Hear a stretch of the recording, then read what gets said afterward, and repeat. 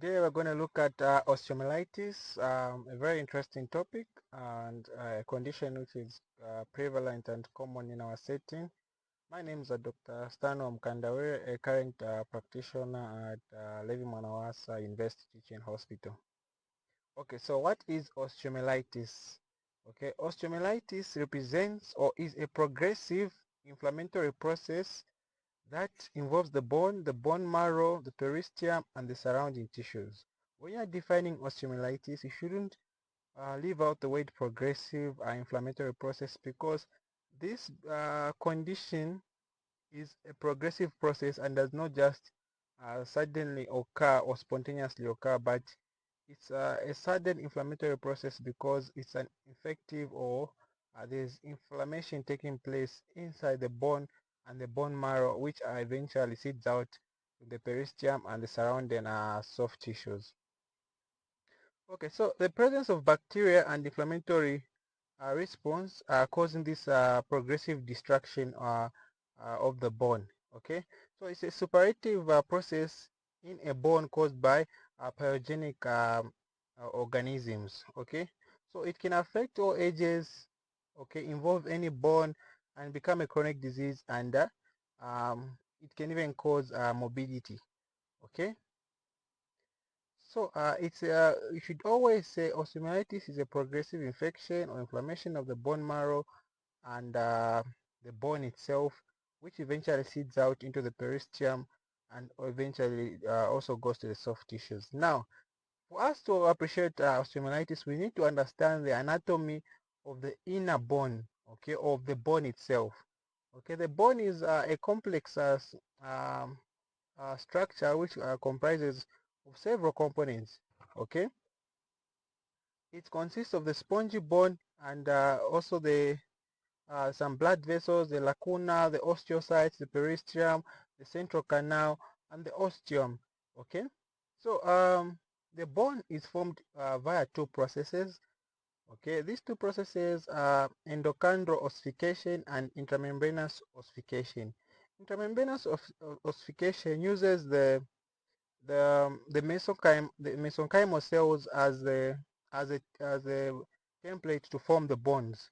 Okay, so the intramembranous ossification, the bonds which are formed through intramembranous ossification include all the bonds which are above the neck, the skull, all those bonds. Okay, and the facial bonds as well.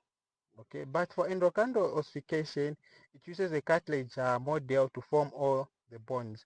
So all the bonds starting from below your neck going down to your body are formed by the process of endochondral ossification. Okay, so as we can see in the picture here, the this is a compact bone, which is also having Haversian canals and the Volkmann's canal. Okay, so there is also periosteum here and an osteon. Okay, and also lamina, and there's also a lacuna, and there are also osteocytes. Okay, so this is how the anatomy of the bone is. Okay, it's very important for us to appreciate it because it's going to help us understand how the bacteria creates pathways which eventually lead the, the the pass all the way to the periosteum. Okay, so the word osteon simply means bone. Myelo is just the marrow itself, and itis is inflammation. Okay, so for us to appreciate this topic, we should know that the bone has got different segments such as the epiphysis, the metaphysis, and the diaphysis, and these components, because without understanding these components, it's difficult for us to know what's happening, and these are the common words we're going to be using as we're explaining the pathophysiology.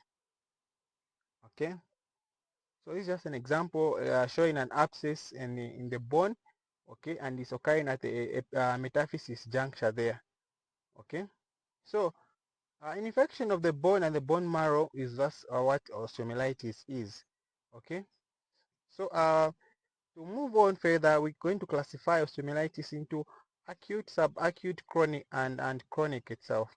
Okay, the mechanisms of spread, we can also classify osteomyelitis according to the mechanism of spread, which it can be hematogenous, exogenous. So hematogenous is through maybe tonsillitis, lung infection, which can seed into the bloodstream, and also exogenous is through an injection, open fractures, okay, and also a host response, okay. Host response, it can be pyrogenic or granulomatous, okay. So the clinical classifications of osteomyelitis can be early acute, which consists of febrile illness, limping to walk, avoidance of using that extremity, and late acute, which is swelling and pain, and subacute cannot pinpoint the onset. Okay, it can be fever, okay, swelling, which can be more, which is usually mild, and chronic, which is uh, pleural discharge. Okay. So osteomyelitis is further divided into three forms as per duration. It can be acute, subacute, and chronic, as we mentioned earlier on. Okay, so the acute is less than 2 weeks. Okay, and the subacute is between 2 weeks to 3 months, which is less virulent and more immune. And chronic is usually in a duration of greater than 3 months.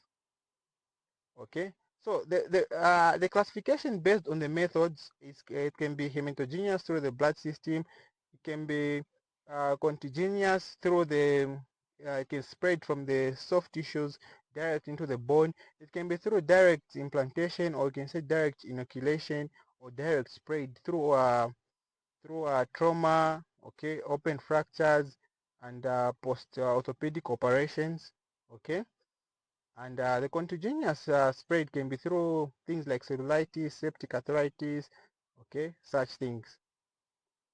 Now we briefly look at the main one of the most important things in this topic is what we say the pathophysiology of how this disease simply how osteomyelitis causes the whole disease process.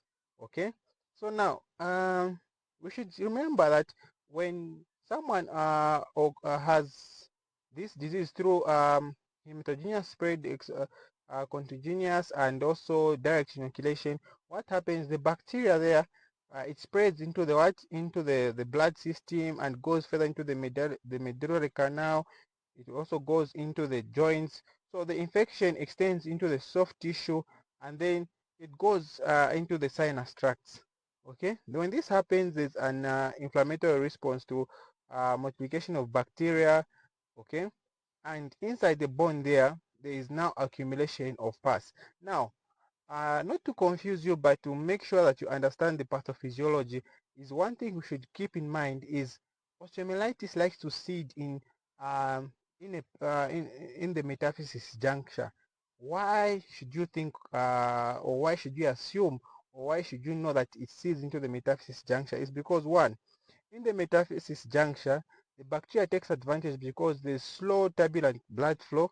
Okay, there are absent phagocytes there. Okay, the endo arteries at that juncture have no collateral arteries. Okay, so it's very easy for the bacteria to thrive at the metaphysis juncture, because the other thing you should know is that it has got a hairpin appearance. Okay, a hairpin appearance, meaning that it's easy for the bacteria to form pockets at the metaphysis juncture, and it's difficult for the body to fight back because it cannot go there because it's a difficult region to reach. Okay, there's absence of phagocytes at that region, and also what we can say is that there's poor or slow turbulent blood flow. Okay, so when these bacteria enter, they'll go and seed at the metaphysis juncture, and they'll start leading to bacterial multiplication at that juncture. Now when there's bacterial multiplication at that juncture, it causes what we call intramedullary pressure, okay, which causes further reduced blood supply, leading to what thrombosis, leading to ischemia, and further on it will become necrotic. Okay, so now what we need to pick up from this point is that we should explain this concept in such a way. Let's imagine a situation like of a house party, as one of my consultants used to say. It's a house party and the bacteria keep on inviting their friends because one, they know that no one can catch them. There's poor lymphatic drainage to that system. Phagocytes cannot reach. So the bacteria keep on having a party and they keep on making demarcations. Okay, keep on entering different rooms and the pockets keep on increasing. Okay, so that house party is very nice, it's very good. So the bacteria keep on moving and enjoying themselves and forming different pockets, and eventually they will leave, or the party will become too nice that some of them will start finding themselves outside the house, because now there's too much population inside that place where the party is taking place. So the same thing applies here. Okay, there's increased intermediary pressure now because of the multiplication of pus and bacteria in that metaphysis juncture. It will start forming pockets which will start living now. Okay, which will start finding a way to go out.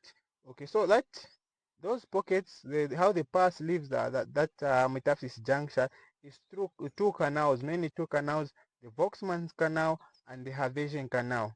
Okay, so when it passes through those canals, because of the increased intermedullary pressure, it reaches the peristral space and it strips the peristeum and induces what we call an osteoblastic response, leading to a formation of a new bone. Okay, the formation of a new bone, and it's called formation of a new bone is called an involucrum. Okay. Okay, so that's the brief pathophysiology of osteomyelitis. Okay, so all those processes happen starting from the metaphysis juncture, and it all ends up leaving the outermost layer of the bone from the Havesian and the Volkmann canal, and it all goes to the what? It all goes to the outermost layer of the bone, to the peristeum, and further goes to the soft tissues.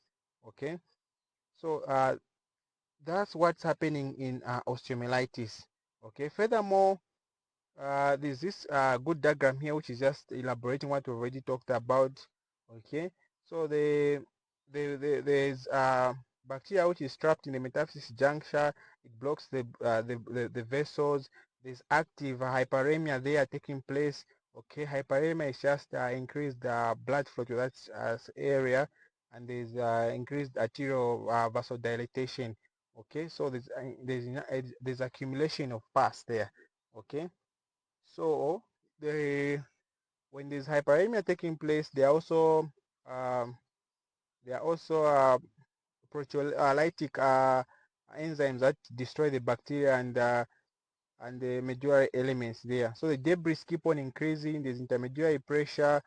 Okay, when there's intermediary pressure, the pus finds pockets to live through the Havesian canal, the Volkmann's canal, and furthermore going all the way out through the peristral layer and inducing an osteoblastic reaction, which further leads to a formation of a new bone. Okay, which we are now calling an involucrum, and the necrotic bone, which is called a sequestra. Okay, so that's the brief pathophysiology of osteomyelitis. Okay, it's quite interesting and a straightforward pathophysiology which you need to keep into your mind. Okay, so the bacteria reaches the peristeum, the outermost layer of the bone, and enters and starts infecting the soft tissue there, which now the patient presents with pus, in your setting, high fevers, and those are things you need to take care of. Okay, so these are just different presentations and drawings on how osteomyelitis can occur. It can be an initial metaphysis focus. It can be lateral to the cortex. It can be a cortical penetration. It can be due to peristral elevation. Okay, formation of a thick involucrum. Okay, so what are the clinical presentations or the symptoms of osteomyelitis? Okay, so the first one you should know is that there's an inflammatory process, an inflammatory reaction which occurs. Okay, there'll be heat there, there'll be redness, there'll be pain, there'll be tenderness, there'll be swelling. Okay, all those five signs of inflammation. Okay, there is initially no lesion within the medullary cavity. there's no swelling. Okay, this soft tissue is also normal. There is merely a sign of deep tenderness there. It's just mild tenderness. Okay, so and patients they complain of constitutional based symptoms like fever. They'll be sweating. They'll be having chills. Okay, they'll be having rigors. Okay, or there'll be sometimes the patient can even present in septic shock because of the inflammatory process or the infection there. Okay, there'll be local swelling and there'll be a limited range of movement because of the same uh, infection in the bone. Okay, so the other things we need to talk about on the presentations of these patients on the signs. The patients will be anemic. Okay, they have poor nutritional status. Okay, so sometimes what can cause what other factors can cause these patients to have or precipitate osteomyelitis is the some general factors like anemia. Okay, there can be an infection there. It's due to poor nutrition and poor immune status. So immunocompromised individuals have a higher chance of also having osteomyelitis because it's easy for them to have an infective process, furthermore inducing osteomyelitis. Okay, so the other local factors are metaphysio hemorrhage, okay, rapid growth at the metaphysis juncture, vasospasms, and hairpin bend vessels there. Okay, so the different types of organisms can cause osteomyelitis. It can be a bacteria, which can be Staphylococcus aureus, Streptococcus viridans. Okay, it can be viruses. It can be fungal infection. Okay, which tends to grow more slow and chronic. It can be tuberculosis. Okay, and all different types of organisms can cause osteomyelitis. Okay, in our setting, the most common cause is Staph aureus. Okay, the general signs of osteomyelitis are fever, fatigue, irritability, malaise, restriction of movement of the limb, local edema, erythema, and tenderness. Okay, so what are some of the risk factors you need to be aware of when it comes to osteomyelitis? So the risk factors, the first one is trauma, okay, orthopedic surgery on open fracture. Poor management of an open fracture is one of the highest causes of osteomyelitis because when you're dealing with an open fracture, you always need to remember these patients, you need to do proper irrigation and debridement and give antibiotic therapy within the first hour of presentation of them coming to your setting. Okay, poor management of people with open fractures or patients with open fractures eventually leads to patients coming back with osteomyelitis because the infection has seeded all the way into the bone. Okay, we have got prosthetic orthopedic devices. Okay, patients who have gone under orthopedic surgery. Remember, I'm inducing a foreign object into their system. Okay, so these patients, some of them might not react well to the devices or the implants. Okay, they have got diabetes, which is under immunosuppression. We've got peripheral vascular disease.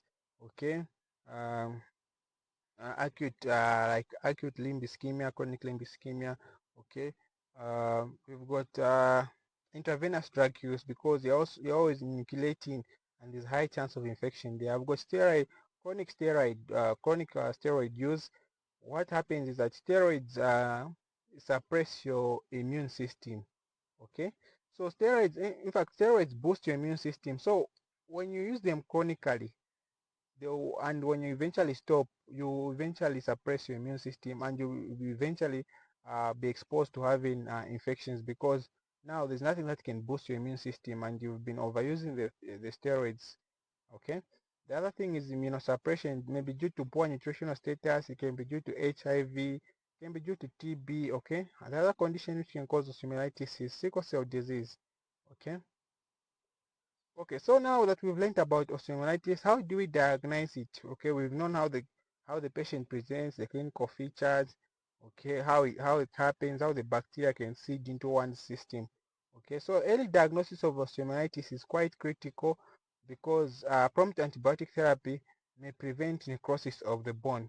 Okay, osteomyelitis is a primary clinical diagnosis, although the clinical picture may be confusing. Okay, so what do you need to do for is a patient who comes in with a fever, tenderness of the limb, there's reduced range motion, they're irritable, okay, there are signs of inflammation, there's redness. What you need to do is you need to aspirate a pass. You need to aspirate pass for microscopy and culture sensitivity test to know what type of organism you're dealing with.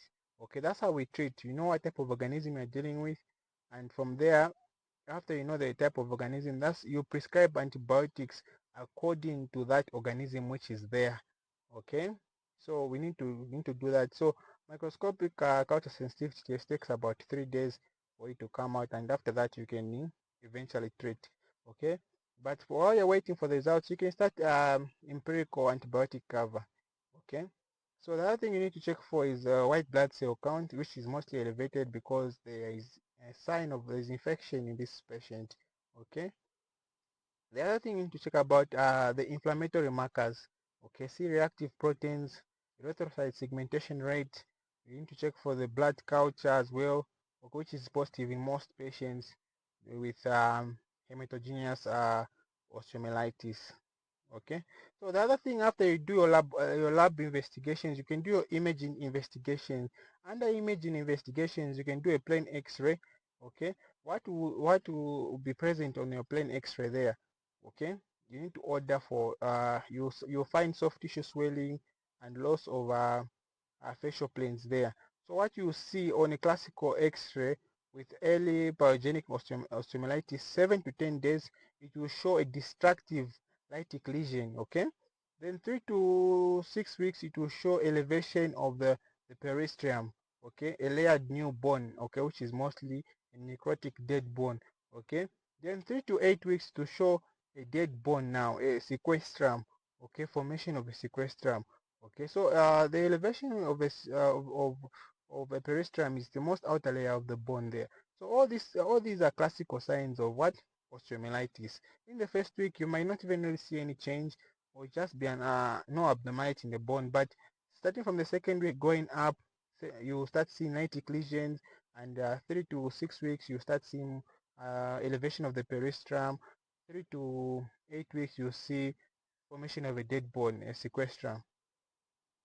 Okay, this is what we're talking about. We can see lytic lesions. We can see elevation of the peristrium in this patient who underwent intramedullary nailing, okay, with an orthopedic procedure here. A plate was put. Okay, so this is a sequestrum surrounded by an involucrum, okay, which is just a new bone which is being formed there, okay, due to the osteoblastic activities taking place. Okay, we can do an ultrasound to detect subperistral correction of fluid in the early stage of osteomyelitis, but it cannot distinguish between hematoma and pus. So in our setting, we don't usually opt for doing an ultrasound, but labs and X-ray are good give us a good picture. Okay, we can also do a CT scan, okay, to check for sequestrum, foreign body, or gas formation.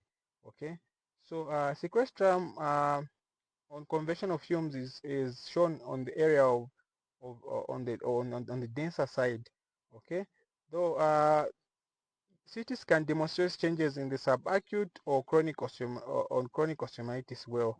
Okay, and we can also do an MRI scan, but most cases it's in case of a doubtful diagnosis. Okay, but when we are sure of our diagnosis, we don't even opt for doing an MRI scan. Okay, the other thing we need to do for these patients is in other settings we can do a radionucleotide scan. Okay, this one just tells us the flow phase, the immediate equilibrium phase, the delayed phase. Okay, so it's not something that we usually do, but if it's there in your setting, you can take it up. It can be of good help. It shows the blood flow. Okay, it shows the relative flow of distribution of the radioisotope with extracellular matrix. Okay, it can also show osteoblastic activity. Okay, so you can also do a CT scan, which will show you the sequestrum formation, the involucrum, and the cloaca as well. Cloaca is just an opening in the new bone in the involucrum.